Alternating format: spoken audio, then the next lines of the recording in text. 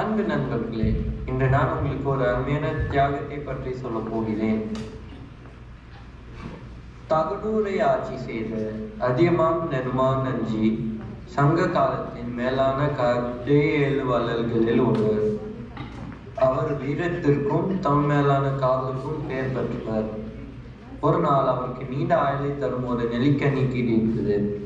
அந்த சமயத்தில் அவருடைய நெருங்கிய நண்பியும் உலகிற்கு பல நல்ல அறிவுரைகளை தந்த பெரும் புலவருமான ஔவையார் அங்கு வந்தார்கள். அதியமான் அப்போது யோசித்தார். நான் மன்னனாக இருந்தால் என் நாடு மட்டும்தான் பயன்பெறும்.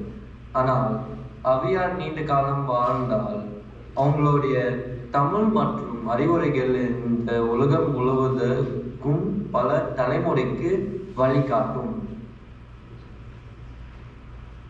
தன்னுடைய உயிரை விட தமிழ் மேலானது என்று நினைத்து அதியமான் அந்த கன்னியை ஔவையாரிடம் கொடுத்தார். பின்பு உண்மை தெரிந்த ஔவையார், என் மேல் கொண்டு அன்பால் உன் உயிரை விட என் தமிழ் மேலானது என்று நினைத்தாயே என்று மனம் மகிழ்ந்து அவரை வாழ்த்தினார்கள். இந்த கதை மூலமா அதியமான் நமக்கு சொல்றது என்னன்னா, நம்ம உயிரை விட நம்ம நாட்டுக்கும் மொழிக்கும் அறிவுக்கும் தான் நாம் முக்கியத்துவம் தரணும். நன்றி, வணக்கம். வாழ்க தமிழ், வாழ்க தமிழ்.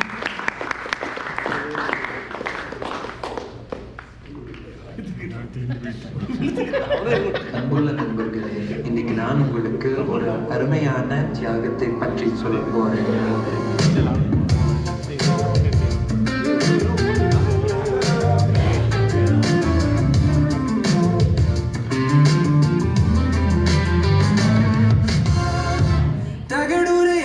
செய்த அதியமான் நெடுமான் நஞ்சி சங்க காலத்தின் மேலான கடையெழு வள்ளல்களில் ஒருவர். அவர் வீரத்திற்கும் தமிழ் மேலான காதலுக்கும் பெயர் பெற்றவர்.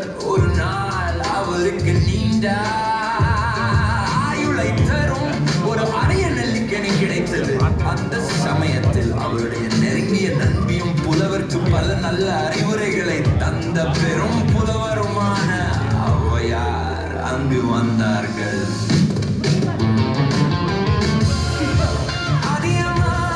யோசித்தார், நாம் மன்னனாக இருந்தால் என் நாடு மட்டும் தான் பயன்பெறும். ஆனால் ஔவையார் நீண்ட காலம் வாழ்ந்தால் அவருடைய தமிழ் மற்றும் அறிவுரைகள் இந்த உலகம் முழுவதற்கும் பல தலைமுறைக்கு வழிகாட்டும். தன்னுடைய உயிரை விட தமிழ் மேலானது என்று நினைத்து அதியமான் அந்த கனியை ஔவையாரிடம் கொடுத்தார்.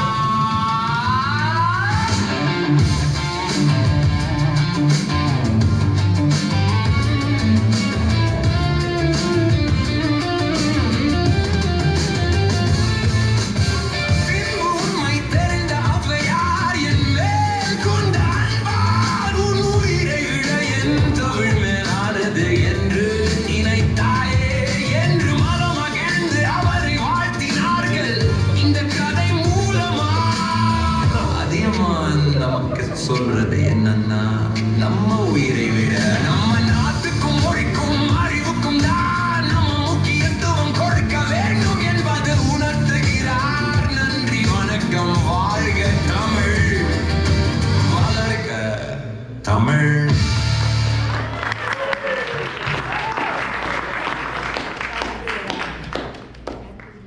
அருமையான தகவல் தொகுப்புகள் நன்றி. அருங்கிருக்க வந்தாயிற்று ஆடல் பாடல் வரிசையில் வார்த்தையில் விளையாடலாமா? விளையாட